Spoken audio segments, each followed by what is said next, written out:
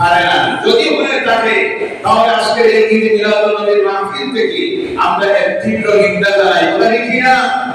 এবং তোর সঙ্গে আমাদের এই দেশে সরকারের মাধ্যমে আমরা এই দাবি জানাই, আমাদের দেশের সরকার যেন বাংলাদেশের যে ইসলামী সরকার তাদের কাছে এই বার্তাটা পাঠায়, সেখানে সংখ্যালঘু যারা আছে তাদের নিরাপত্তা যেন দেয়, তাদের উপর নির্যাতন তাদের দলীয় উপাসনা এই ভাঙচুর যেন বন্ধ করে। এটা কি আমাদের আশা নাই? আমি সেখানে বলেছি যারা এইসব করতেছে সঙ্গে তারা আল্লাহ ওলিদের মাজার পর্যন্ত ভাঙতেছে এই দুষ্কৃতীরা। আমি সেখানে বলেছি অন্য বাবার মাজার যদি হয় তাতে ভাঙতে আমাদের কোনো আপত্তি নাই, কথা বুঝা। কিন্তু আল্লাহ কোনো ওলি হক্কানি ওলি যদি হয়ে থাকেন তাদের মাজারে যদি কেউ আসে আমরা তার তীব্র নিন্দা জানাই এবং আল্লাহর কাছে দোয়া রাখি আল্লাহ তাকে হেদায়েত করো। সবাই বলেন আল্লাহুম্মা আমিন। অনেক সময় অনেকে বলে মুসলমানরা সাম্প্রদায়িক, আমরা দেখি সাম্প্রদায়িকতা হয়। অনেক সময় বলে আমরা নাকি কট্টরবাদী, অনেক সময় বলে আমরা নাকি মৌলবাদী, অনেক সময় বলে উগ্রবাদী। আমি বলি ইসলামী সাম্প্রদায়িকতা নাই, ইসলামী উগ্রবাদ বলতে কিছুই নাই। ইসলামী মৌলবাদ আছে। মৌলবাদ কাকে বলে? মূলবাদ। ইসলামের মূলবাদ হলো পাঁচটা। কয়টা? পাঁচটা। জোরে বলেন কয়টা? ইসলামের মূল ভিত্তি কয়টার উপরে? পাঁচটা জিনিসের উপরে। এই জিনিসটার উপরে যারা প্রকৃতভাবে আমল তৈরি করে তাদেরকে ইসলামের পরিভাষায় বলা হয় ঈমানদার মুমিন। তারা কি? মুমিন। মুসলমান হইলে মুমিন হতে হয়। কি হতে হয়? মুমিন না হইলে আল্লাহর জান্নাতে যাওয়া সম্ভব। এবার বলুন, আমি যদি ঈমানের পর পাঁচ নামাজ পড়ি, জামাতে নামাজ পড়ি, হজ যদি ফরজ হয়, কি হজ যদি করি, রমজানের মাসে যদি রোজা রাখি, আর যাকাত যদি ফরজ হয়, যাকাত যদি দেই, তাহলে দেখি কারো কোনো অসুবিধা আছে? কথা বলবেন, অসুবিধা আছে? না। এটা আমাদের করতে হবে না? না।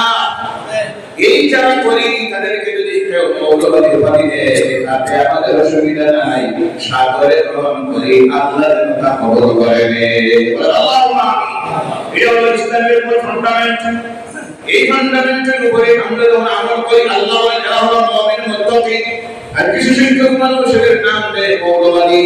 আসলে মৌলবাদ নয়, বাকি যা বলা হয়েছে সেটা ইসলামে নাই। ইসলামে সন্ত্রাসবাদ নাই।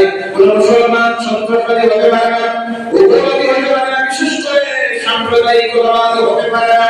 আল্লাহ রাসূলের জীবনে একটা হাদিসের দিকে যদি কেউ লক্ষ্য করে তাহলে বুঝতে পারবে আল্লাহ রাসূল শান্তি সম্প্রীতি কিভাবে লক্ষ্য রাখতেন।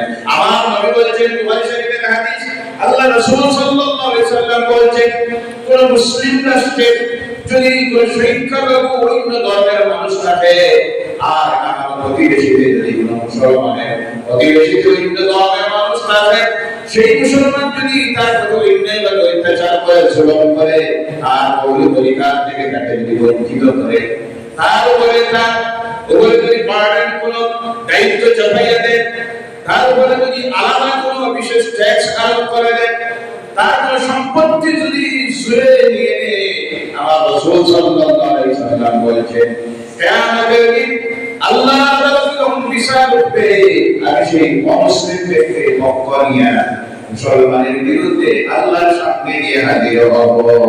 সুবহানাল্লাহ, সুবহানাল্লাহ। আমার নবী যদি সেই বাণী হয়, সেই নবীর সাম্প্রদায়িকবাদী ছিলেন না। আমাদের উম্মত কখনো সাম্প্রদায়িকবাদী হবে না। আল্লাহ রাসূল সাল্লাল্লাহু আলাইহি ওয়াসাল্লাম এই পৃথিবীতে এসেছিলেন মানুষকে শান্তি দেওয়ার জন্য।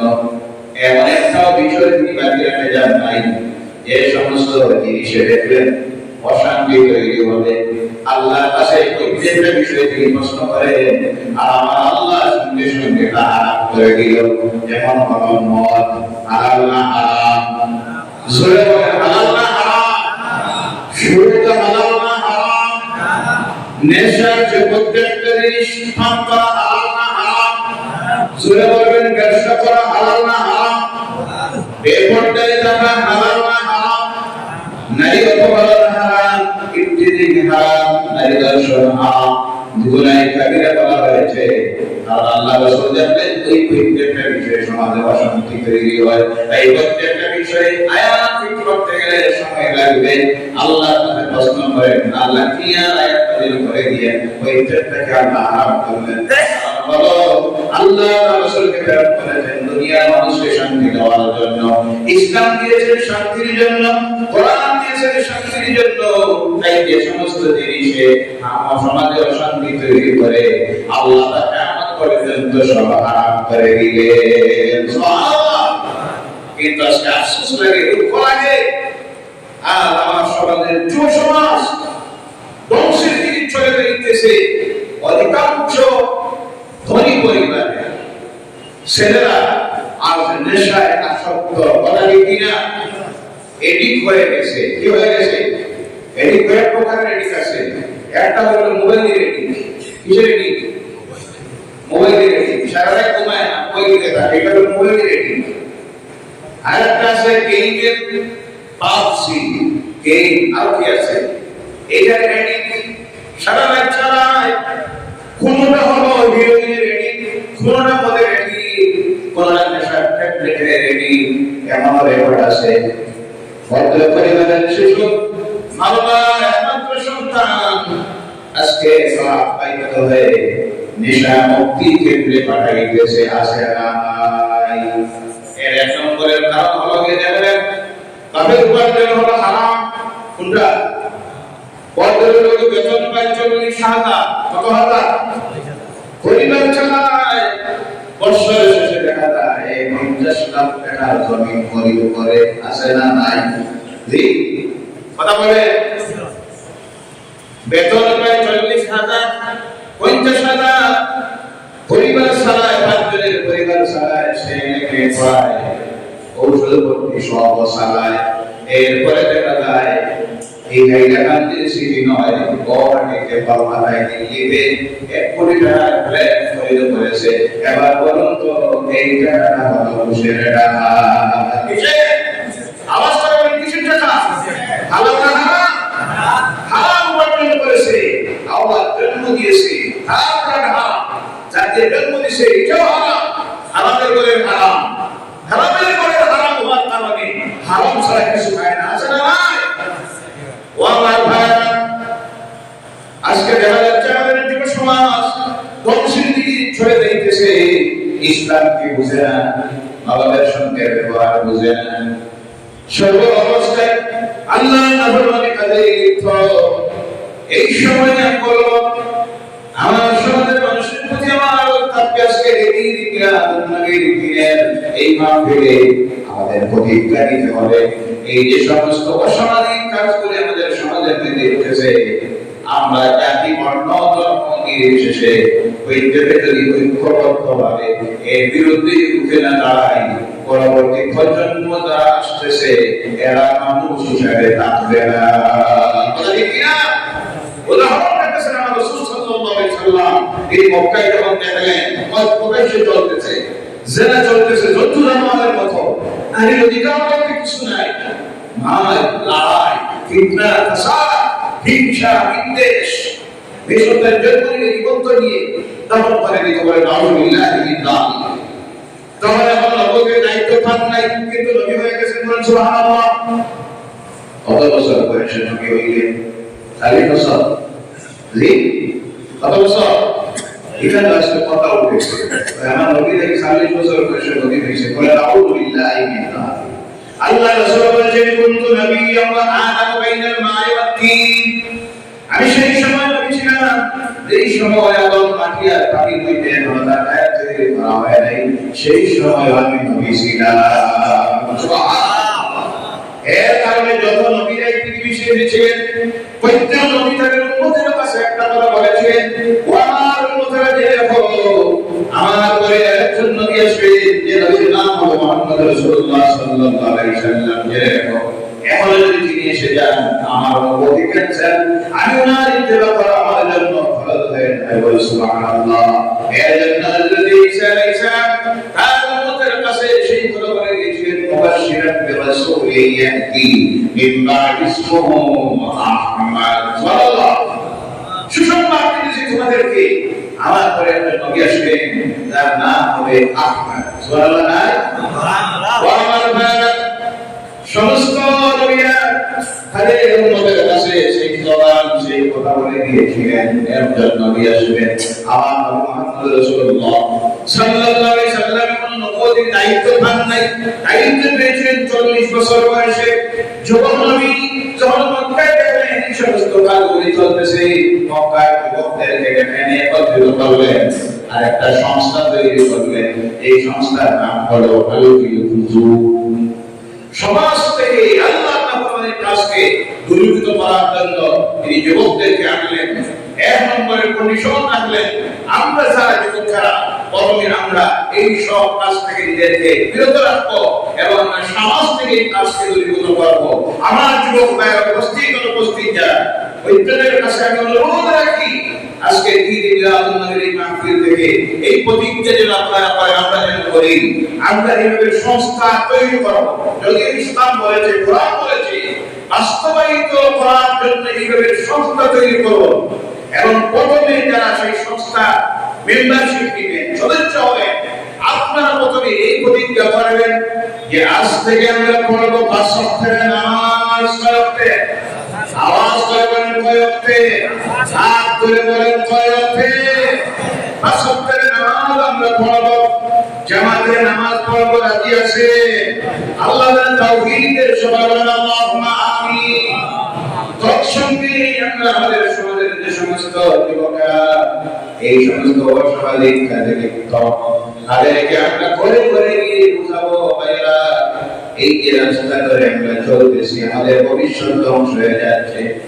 আমরা হলাম দুনিয়ার মানুষের জন্য মডেল হব। আমরা যুবকেরা আমরা এমন নবীর উম্মত যে নবী জীবনে একটা মিথ্যা কথা বলেন নাই। সুবহানাল্লাহ। আমরা সেই নবীর উম্মত যারা জবান দিয়ে কোনোদিন কাউকে অশ্লীল কোনো গালি দেন নাই, কাউকে তিরস্কার করেন নাই, যে নবীর জীবনে রাত করে কাউকে একটা কথা বলেন নাই, আঙ্গুল তুলে কারো দিকে তিনি কথা বলেন নাই, চোখ লাল করে কারো দিকে কোনো কথা তিনি বলেন নাই। এমন একজন নবী ছিলেন। হযরত আনাস রাদিয়াল্লাহু তাআলা বলেন, আমি আল্লাহর রাসূলের খেদমত করলাম 19 বছর। সুবহানাল্লাহ। 19 বছর আল্লাহর রাসূলের খেদমত করলাম, কিন্তু আল্লাহ তাআলার কসম, আল্লাহর রাসূল কোনদিন আমাকে গালি দেন নাই, চোখ লাল করে কথা বলেন নাই।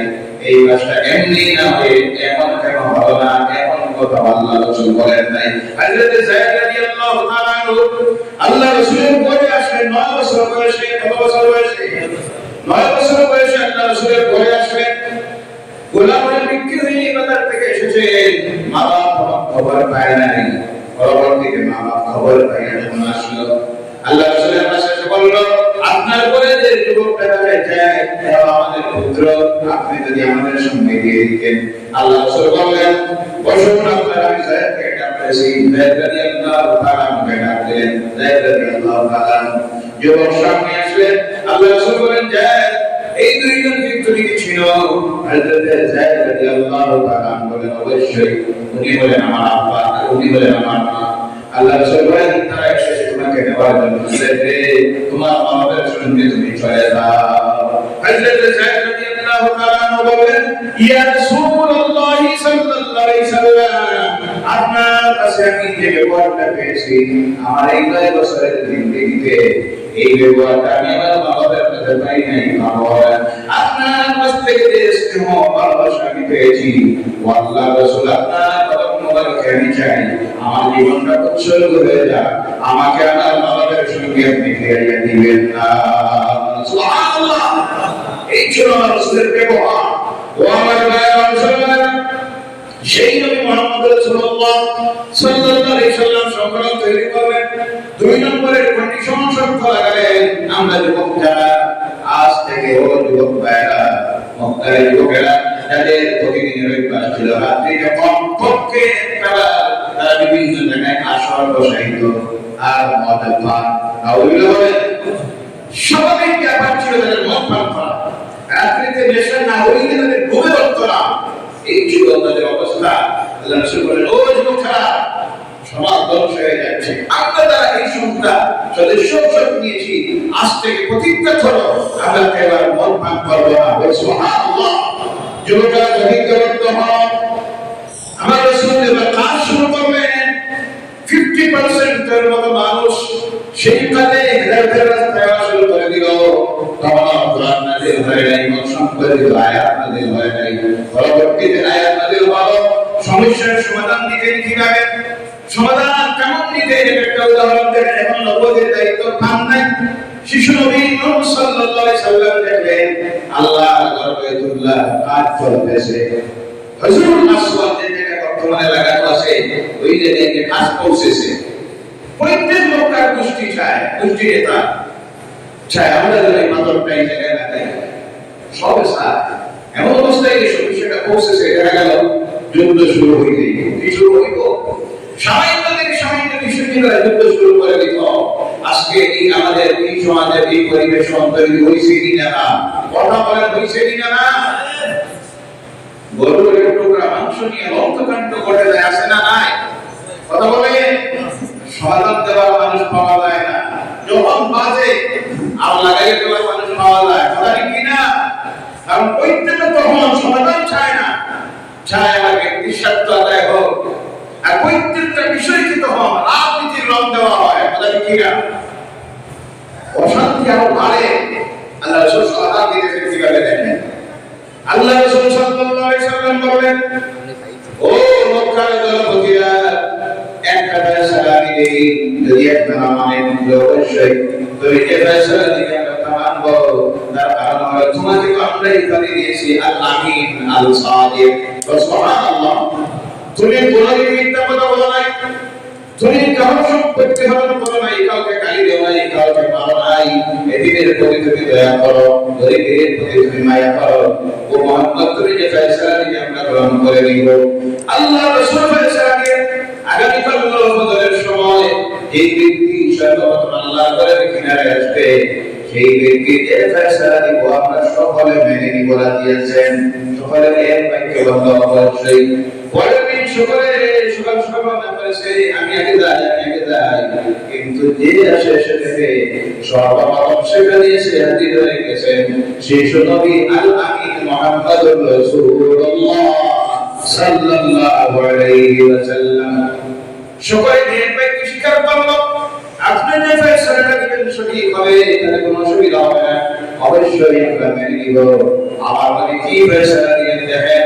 আল্লাহ রাসূল বললেন একটা চাদর হলো।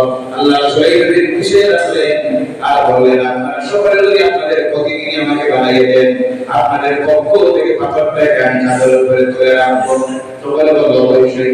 এরপর আল্লাহ রাসূল বললেন প্রত্যেক গোষ্ঠীর নেতা যারা আছে প্রত্যেকে চাদরটা চতুর্দিকে ধরে আনা হবে, তুলে যেখানে লাগানি হবে।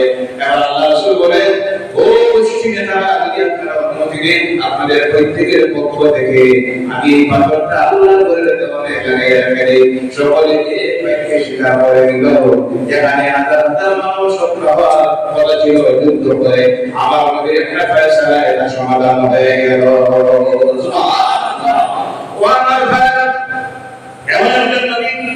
যুদ্ধের ময়দানে সেনাপতি সুবহানাল্লাহ বলেন আমরা তো অনেক ভাবি প্রত্যেক পরিষ্কার শুনে বলি যে রাসূলের নামাজ পড়ে তাসবিহ নিয়ে মসজিদে থাকে আর বাড়িতে যায় দুনিয়াতে কথা বলে না।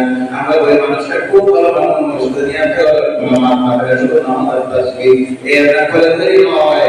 আমার রাসূল সাল্লাল্লাহু আলাইহি সাল্লাম রাতে তাহাজ্জুদের নামাজে সুবহানাল্লাহ দিনের বেলায় 5 ওয়াক্তের নামাজের ইমাম বললেন নাই সুবহানাল্লাহ। তাহাজ্জুদের নামাজে দাঁড়িয়ে দেখতে রাতে হলে দুই চোখের পানি ঝরতেছে, এমন একটা আওয়াজ করতেন ফজরের সময় দেখা যেত পাম্বার খুলে এসে সবাই কাকতালি করতে ইয়া রাসূলুল্লাহ সাল্লাল্লাহু আলাইহি ওয়াসাল্লাম আপনার পাম্বার খুলে এসে আল্লাহ রাসূল বলেন আমি রাতে আমার আল্লাহর শুকরিয়া করতে গিয়ে নামাজের মধ্যে দাঁড়িয়েছিলাম, এর জন্য পাম্বার খুলে গেছে।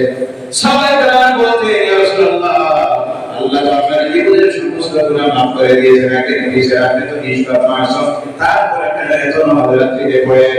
আল্লাহ রাসূল তখন বলতেন ও সাহাবীরা যে আল্লাহ পাক আমার জীবনের সব মাফ করে দিল, আমি গোলাম হিসেবে আপনাদের শুকরিয়া আদায় করব না। আমি আমার শুকরিয়া আদায় করতে গিয়ে রাত্রিকে 3 বার করে 2 বার চলে যাওয়ার পর আল্লাহ রাসূল নামাজে দাঁড়াইয়া রাত্রিটা কাটাইয়া দিয়ে সুবহানাল্লাহ। আমাদের জন্য নামাজ হলো 5 ওয়াক্তের ফরজ কয়? আমার রাসূল নামাজ পড়তেন 6 ওয়াক্ত একদিনও জীবনে এক ওয়াক্ত সালাত নাই যে ওয়াক্তের নাম হলো তাহাজ্জুদ। আর আমরা সেই নবীর উম্মত উনাতে লন্ডন, কিন্তু এরপর আমরা 5 ওয়াক্ত পড়ি না। আমরা এখন স্লোগান বাইরে করেছি, আমরা মুসলমান, আমরা ইমানদার, আমরা দিনদার, আমরা তত্ত্বকে পড়াইদার সময়ের অভাব, আমরা নামাজে পড়া বসা তাই এমন মুসলমান আছে না? কথা বলেন আছে না? নাই সপ্তাহে শুধু জীবন নামাজ পড়ে, এরা বেশি পড়েন না। কিছু আছে যারা বেশি পড়েন না, তারা মাত্র 2 রাকাত আলহামদুলিল্লাহ নাই। ও মুসলমান, যুদ্ধের ময়দানে সেনাপতি, রাত্রিতে তাহাজ্জুদে দাঁড়ানো, দিনের বেলায় মসজিদে ইমাম, যুদ্ধের ময়দানে যুদ্ধ পরিচালনা করতেছে, বিচার ব্যবস্থা প্রস্তুত।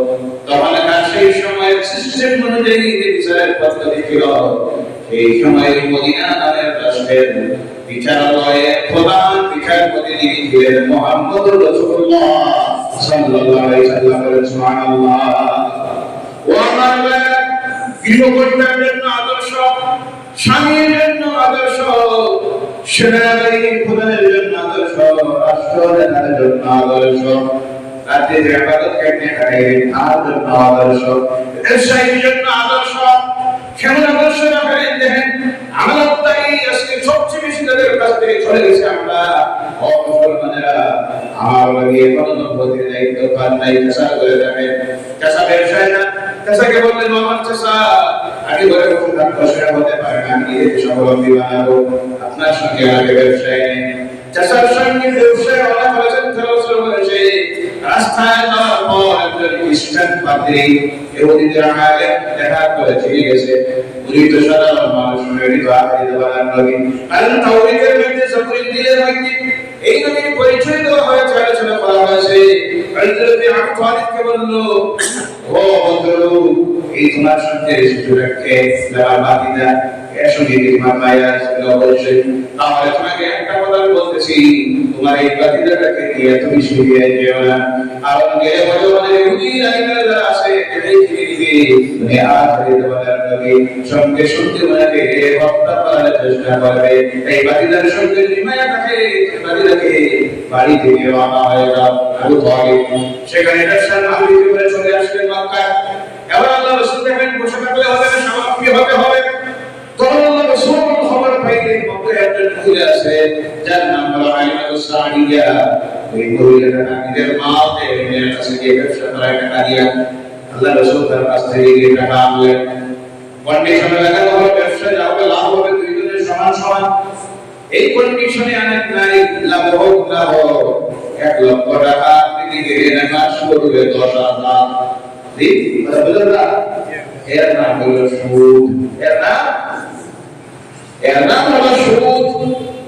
হালাল না হারাম? আওয়াজ করে বলেন হালাল না হারাম? আল্লাহ রাসূল সাল্লাল্লাহু আলাইহি ওয়াসাল্লাম জানালেন কন্ডিশন, লাভ হইলে দুইজনে 50-50, লস হইলে দুইজনে 50-50। এর নাম হলো শেয়ার ব্যবসা। জায়েজ না জায়েজ? জায়েজ। ব্যবসা লাভ হয় আল্লাহ রাসূলের সঙ্গে মা ইউনুস হযরতে খাদিজা খেদমতের জন্য একজন গোলাম দিয়ে আল্লাহ রাসূল রান্না করেছেন, মা নিয়ে মাল বেচতেন। এবার আসতেছেন, ফিরে আসতেছেন যখন মা খাদিজা তার বিল্ডিং এর বারান্দায় বসে আছেন। সামনে দিকে তাকান, দেখেন ওই যুবক তো সেই যুবক আমার ভাইয়ের সঙ্গে ব্যবসায় গিয়েছিলেন, তিনি আসতেছেন। তো তিনি অবাক হয়ে গেলেন, তিনি দেখতেছেন মরুভূমি উত্তপ্ত রুদ্রবালুকারা সেই দুপুর বেলায় ওই যুবক যখন হাঁটতেছে, মা খাদিজা দেখে আকাশের মেঘমালা সেই যুবকের উপরে ছায়া দিয়ে দিয়ে আনতেছে। আকাশের মেঘমালা শুনতেছি তো বলেন সুবহানাল্লাহ। দুল ভাই তো পাহাড়ের জন্তুদের আল্লাহ সৃষ্ট কিন্তু ধরে পাশে পৃথিবীর কিছু মানুষ সৃষ্টির সেরা হয়ে এমন পর্যন্ত আমার নবীকে ছিনিবেও না। আর এটা হলো মুকদ্দরের ব্যাপার, গায়বের ব্যাপার। কিসের ব্যাপার? যার মুকদ্দরে আল্লাহ শিল মোহর মেরে দিয়েছে, কাতাবাল্লাহু আলা কুলুবিহিম ওয়া আলা সামইহিম ওয়া আলা আবসারিহিম গিশাওয়া। দেখবেও না, শুনবেও না, অধীর হয়ে যাবে। আর গায়বকে ঈমান নেই, কালেমা পড়া উচিত হবে না। এটা হলো গায়বের ব্যাপার। যার কারণে আবু তালিব আমার রাসূলের জন্য সারা জিন্দেগি কাটাই দিলেন, কিন্তু সেই আবু তালিবের কালেমা পড়া নসিব হলো না। তারা যখন ফিরে আসবে আল্লাহ রাসূল হিসাব দিতেছে, মা খাদিজার সামনে যখন হিসাব দিলেন তিনি অবাক হয়ে গেলেন। তিনি দেখালেন আর কত মানুষ নিল পয়সা ব্যবসা করলো, হিসাবে নিলে 1 টাকায় 50 পয়সা, কিন্তু ওই যুবক মুহাম্মদ যখন হিসাব দিলেন দেখা যায় 1 টাকায় 2 টাকা। সুবহানাল্লাহ। আমার রাসূল সাল্লাল্লাহু আলাইহি ওয়াসাল্লাম কেমন আমল ছিলেন, সেই দিন মক্কা ত্যাগ করতেছেন, ঘরের চতুর্দিকে তারা ঘেরাও করেছে। আমার আল্লাহ পাক দেখাই দিলেন দিনের বেলা সিদ্ধান্ত নিয়েছে আমার নবীকে জমি থেকে বিদায় করে দিয়ে হত্যা করবে, কিন্তু আল্লাহর ফয়সালা হয়ে গেছে আমি তোমাকে হেফাজত করব। এবার বলো, আল্লাহ যদি হেফাজতের জিম্মাদার হয়ে যায় দুনিয়ার কোনো শক্তি আছে না? আছে? আমরা আজকে আল্লাহর উপরে তাওয়াক্কুল ছেড়ে দিয়েছি, ভরসা ছেড়ে দিয়া দুর্বল ইমানদার কিছু মুসলমান অমুক আর তমুকের কথা বলে, এরা জামাতে মানবে, সেরা কি বাঁচাবে? বাঁচাবে মালিককে? আওয়াজ করে বলেন কে? এই যে বিশ্বাস, এই তাওয়াক্কুল রাখতে হবে। আমার রাসূলের বলেন চতুর্দিকে ঘেরাও করেছে, হত্যা করার জন্য একটা গায়ের মধ্যে ঘা লাগিয়ে দাঁড়ায় গেছে। এই সিদ্ধান্ত নিয়েছে আল্লাহ রাসূল রাসূলের কাছে খবর পাঠিয়ে দিয়েছেন, কিন্তু এরপরে বলেন আমার রাসূল আপনি বলে রাখবেন রাত্রিতে আপনি ঘর থেকে বাইরে হবেন, হেফাজত করব আমি আপনাকে। সুবহানাল্লাহ বলেন। বলেন তারা রাসূলের বলে চতুর্দিকে দাঁড়িয়ে গেছে, একটা গায়ে ঘা লাগাইয়া হাতে উন্মুক্ত করে তরবারি নিয়ে দাঁড়িয়ে আছে। আল্লাহ রাসূল সাল্লাল্লাহু আলাইহি ওয়াসাল্লাম ওনার কাছে যে আমানত ছিল, তার প্রত্যেকটা ভাষা আমানত রাখতো। সব কিছু আলীকে বললেন, আলী তুমি লিখে রাখো, অমুকের টাকা, অমুকের সোনা, অমুকের রূপা সবটা লিখে রাখলেন। আলীর কথা শুনতে গিয়ে বললেন, আলী তুমি আমার বিছানায় শুয়ে যাও, আমার চাদরটা পরে দিয়ে দিয়ে তুমি আমার সঙ্গে হিজরত করিও না। আমি তো আগামী কাল সকালবেলা যখন তারা শুনতে চলে গেছে মদিনায়, তাদের এই আমানতটা যদি ফিরাইয়া দেওয়া না হয়, সুযোগ পেয়ে তারা বলবে মুহাম্মদ তো আগে ছিল, মুহাম্মদ তো সালিয়াত ছিলেন, কিন্তু আজকে তোমাদের আমানত মানিয়ে পাচ্ছে। বলে নাউযুবিল্লাহ। তুমি সমস্ত আমানত রাখো, তাদের আমানতকে তুমি ফিরাইয়া দিয়া এরপরে তুমি আমার সঙ্গে হিজরত করবে।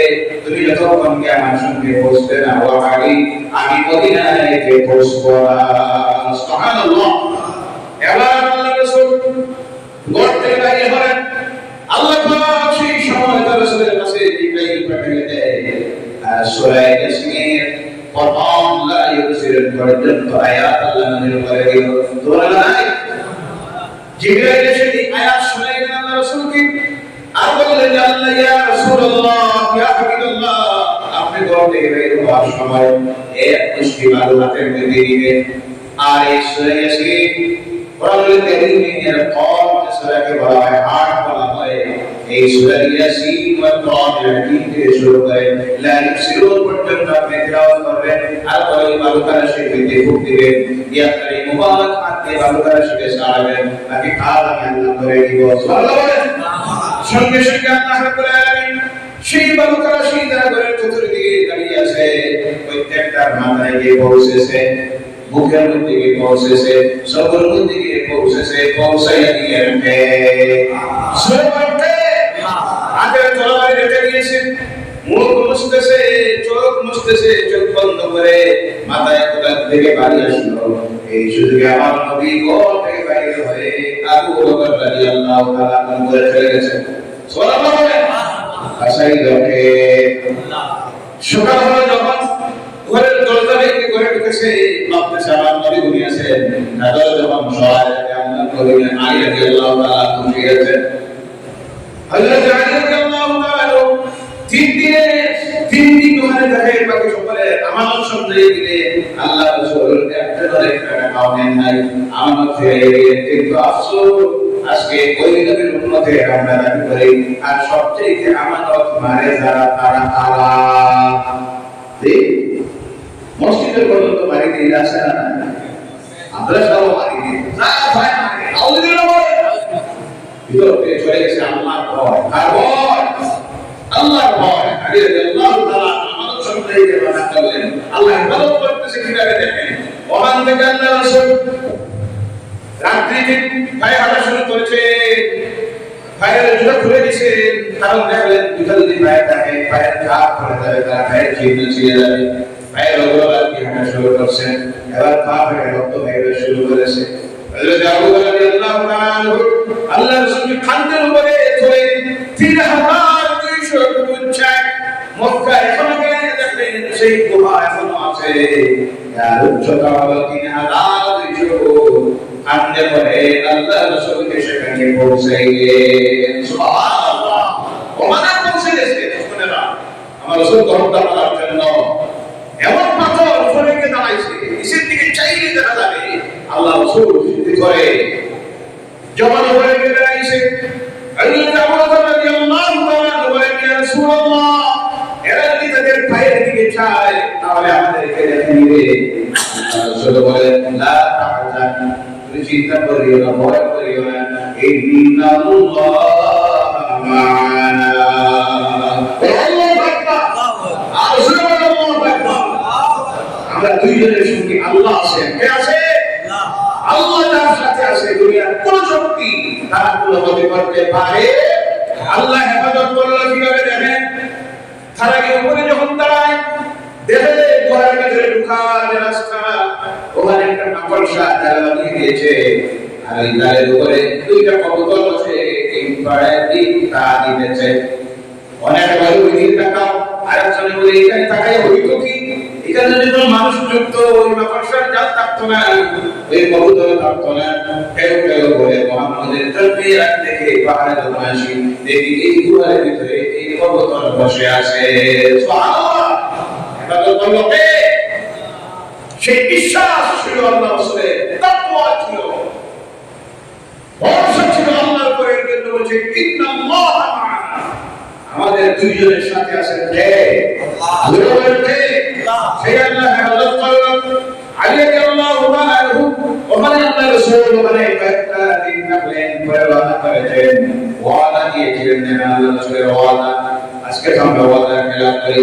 আলীকে ওয়াদা দিয়েছিলেন, আলী তুমি যত সময় আমার সঙ্গে গিয়ে না মদিনায় গেলে করা। এবার আল্লাহ রাসূল পৌঁছে গেলেন কুবা মহল্লায়। তাহলে 14 দিন মদিনা যে কুবা আজকে মদিনার সঙ্গে মদিনার থেকে বারবার কুবা জায়গায় পৌঁছে গেছে। ওখানে আমার নবী 14 দিন থাকলেন, সর্বপ্রথম মসজিদ তৈরি করলেন। তখন মসজিদের নববী তৈরি হয়ে গেলেন, কুবা মহল্লায় মসজিদ তৈরি করলেন। এই মসজিদের নাম হলো আজকে মসজিদ কুবা। যে মসজিদ আল্লাহর ফজিলত দিলাম, নবীর হাতে প্রথম তৈরি মসজিদ হলো, তাহলে আল্লাহ রাসূল সাল্লাল্লাহু আলাইহি ওয়াসাল্লাম বলেন, আল্লাহ বান্দা বান্দি যদি এই মসজিদে 2 রাকাত নফল নামাজ পড়ে, আল্লাহ পাক তার আমল নামায় এক মকবুল মনে হবে সব লিখে দেবেন। সুবহানাল্লাহ। সেখানে অপেক্ষা করলেন। আলী রাদিয়াল্লাহু তাআলা আমানত মিটাইয়া দিয়া সেই কুবায় এসে আল্লাহ রাসূলের সঙ্গে সাথী হবে। 14 দিন পর ওখান থেকে আল্লাহ রাসূল মদিনার দিকে রওনা করলেন। মদিনায় গিয়ে পৌঁছলেন। একদিন আল্লাহ রাসূল দেখাইলেন আমানতদারি, 2 নম্বরে দেখাইলেন ওয়াদা। আমি তোমার সঙ্গে ওয়াদা করেছি, তুমি যত সময় আমার সঙ্গে এসে মিলবে না আমি মদিনায় যাব না। 14 দিন অপেক্ষা করে আলী রাদিয়াল্লাহু তাআলা সঙ্গে নিয়ে আমার নবী মদিনায় গেলেন। সুবহানাল্লাহ। এমন কোন বিষয় বাকি নেই, complete course of the life. বিশ্ব মানুষের জন্য কমপ্লিট জীবন ব্যবস্থা ইসলাম বাস্তবায়িত করে তিনি রেখে গেছে দুনিয়ার মানুষের সামনে। তিনি বলেন মুহাম্মাদুর রাসূলুল্লাহ সাল্লাল্লাহু আলাইহি ওয়াসাল্লাম। এর জন্য ভাইরা আজকে সোশ্যাল মিডিয়ার যুগ, অত্যন্ত সুন্দর সিস্টেম মোবাইল ওটা এটা বাইরে খেলার জন্য আসে না, সিনেমা দেখার জন্য নয়, গান শোনার জন্য নয়, ভালো ব্যবহার করুন। এই রবিউল আউয়াল মাসে প্রত্যেকটা মুসলমান নরনারী যুবক যুবতীদের কাছে বলুন, এই মোবাইলে গুগলে ঢুকে আপনি সার্চ করুন আমার নবীর জীবন, প্রত্যেকটা দিক আপনি পাইবেন। ব্যবহারিক জীবন, স্বামী স্ত্রীর সম্পর্কের জীবন, রাজনীতির জীবন, সামাজিক জীবন, অন্য ধর্মের মানুষের সঙ্গে ব্যবহারের জীবন, এদিকের সঙ্গে ব্যবহারের জীবন, যা চাইবেন তা পাবেন, তা দেখেন আর আমল তৈরি করুন। এটা বড় কঠিন সময় এই পৃথিবীতে। আজকে এই পৃথিবীর মানুষ এমন অবস্থার মধ্যে পৌঁছেছে সোশ্যাল মিডিয়ার অপপ্রচারের কারণে। আজকে ইসলাম থেকে মানুষকে সরাইয়ে দিয়েছে পাশ্চাত্যের অপশক্তি দিয়ে। বিশেষ করে ইহুদি নাসারা তাদের অপসংস্কৃতি তারা যখন দেখেছে আমরা ধ্বংসের দিকে চলে গেছি, পারিবারিক বন্ধন নাই, হায়া সরল বলতে কিছু নেই, ব্যবহার বলতে কিছু নেই। আর পৃথিবীর মানুষ বিজ্ঞানের বিভিন্ন প্রযুক্তির উন্নতির চূড়ান্ত শিখরে তারা পৌঁছে গেছে, কিন্তু তাদের মধ্যে শান্তি বলতে কিছু, মানবতা বলতে কিছুই নাই, দয়া মায়া বলতে কিছুই নাই। যেমন তারা দেখছে আমাদের এই অবস্থা হয়েছে, তারা দেখতেছে আমরা তারা আমাদেরকে কিভাবে তাদের মতো বানিয়ে দেয়।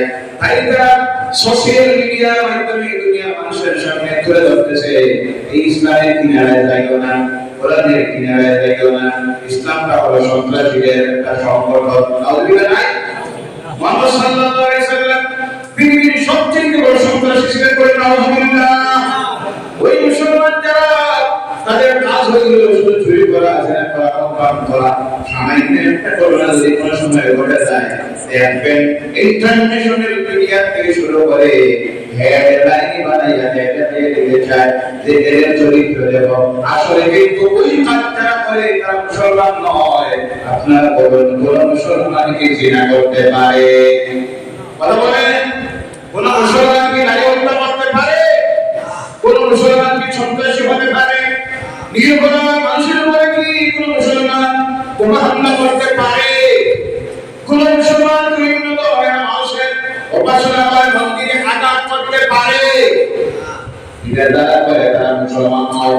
কিন্তু সোশ্যাল মিডিয়াতে তুলে ধরা হয় এদের চরিত্র হইল কি দেখেন, মানে তারা ইসলাম থেকে এই সব অপচারকে মানুষকে সরাইয়ে রাখতে চায়।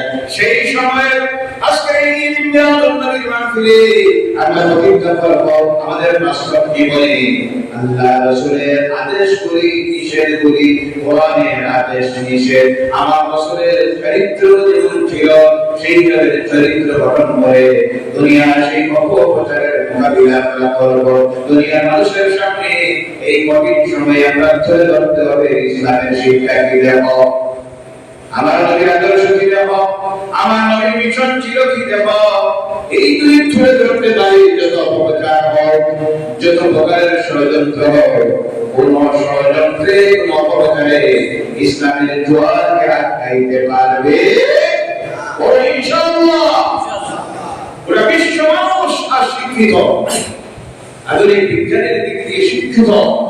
এই শিক্ষিত সমাজের সামনে যদি আমরা প্রকৃত ইসলামকে তুলে ধরতে পারি, কোরআনের আদেশকে দিয়ে আমাদের বাস্তব জীবনে চলার পথে আমরা বাস্তবায়িত করে তুলে ধরতে পারি ইনশাআল্লাহ। বলেন ইনশাআল্লাহ। এর দিন আসবে ইনশাআল্লাহ। দেখি পৃথিবীর কোনায় কোনা থেকে আওয়াজ উঠবে লা ইলাহা ইল্লাল্লাহ, আর বলেন লা ইলাহা। এর জন্য আমার ভাইরা এক নম্বরে এই চরিত্র সংশোধনের জন্য আমরা যে মেডিসিন থেকে ব্যবহার করতে হবে আজকে এই মিলাদুন নবীর মাহফিলে এই প্রতিজ্ঞা আমরা নিই যে মেডিসিনের নাম হলো নামাজ। আজ থেকে আমরা 5টা ওয়াক্তের প্রথম নামাজ পড়া রাজি আছে। আল্লাহর তাওহীদকে শুনাবেন আল্লাহ আমিন। জামাতে নামাজ পড়বে, নামাজ পড়ে আমাদের দিকে অনেক আছে, আমরা নামাজ পড়ে কিন্তু জামাতের দিকে লক্ষ্য রাখি না। আল্লাহ মাস্টার রোজ রাখবো। আজ থেকে আমরা এই প্রতিজ্ঞা নিব, নামাজ পড়ি তাকবীরে উলা, ইমামের প্রথম তাকবীরের সঙ্গে আমাদের জামাতে শরীক হব। আল্লাহর তাওহীদকে শুনাবেন আল্লাহ আমিন। তাই আমরা সংক্ষিপ্ত সময়ে যে আলোচনাটুকু রাখলাম, আল্লাহ পাক আমাদেরকে যেন এর উপরে আমল করার তৌফিক দেয়। সবাই বলেন আল্লাহুম্মা আমিন। সংক্ষিপ্তভাবে আমরা মাহফিলে মিলাদুন নবী পড়ব। মনে প্রাণে মহব্বতে আল্লাহ রাসূলের প্রতি সালাত সালাম পেশ করবেন। আল্লাহ যেন তৌফিক দেন। সবাই বলেন আল্লাহুম্মা আমিন। বিসমিল্লাহির রহমানির রহিম।